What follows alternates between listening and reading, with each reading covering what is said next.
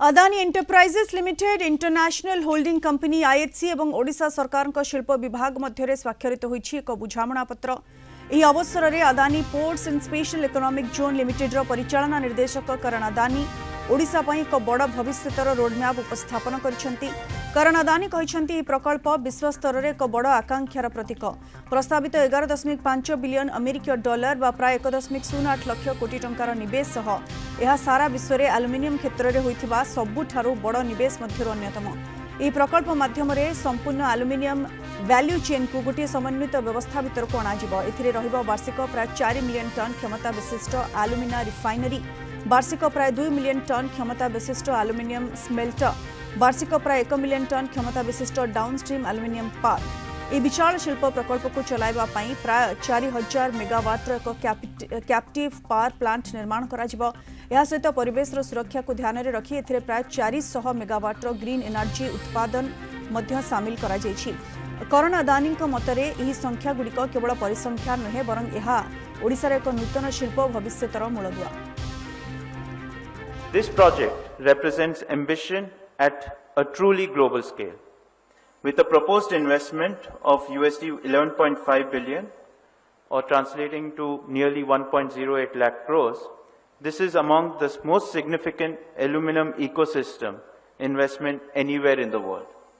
And we are extremely proud that we are doing this venture along with our trusted partner, IHC.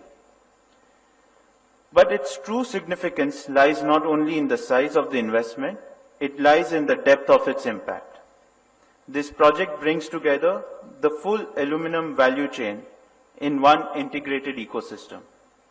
It envisages an alumina refinery of nearly 4 million tons per annum, an aluminum smelter of nearly 2 million tons per annum, and a downstream aluminum park of nearly 1 million tons per annum.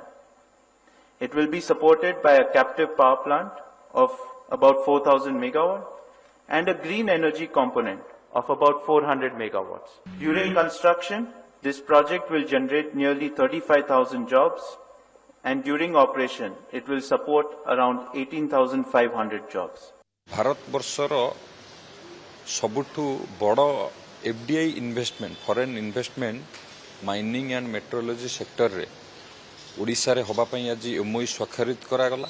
UAE रो सबुठारु बड़ business group IHC सहित आज बुझामणा स्वाक्षरित हैला 11.5 US billion dollar रो एवं जदि आमे देखिबा पाखापाखी 1.08 लाख करोड़ रो investment होबा पई आज एमओयू स्वाक्षरित हैला। एल्युमिनियम क्षेत्र रे आगु को बढ़िबा पई ये निश्चित भाव में सहायक होबो।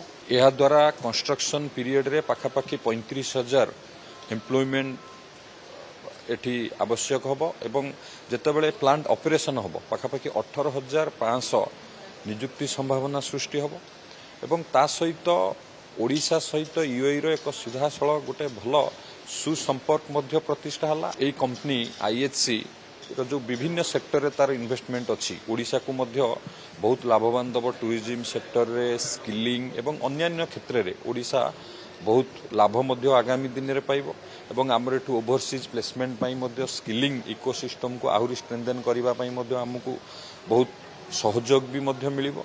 तो विशेष भाव में आपण जे देखिबे aluminium refinery aluminium smelter plant एवं ता सहित पावर प्लांट रे विशेष भाव में इन्वेस्टमेंट हबो एवं ता सहित मध्य डाउनस्ट्रीम एंसिलरी इंडस्ट्री पार्क मध्य प्रतिष्ठा करा जिवो।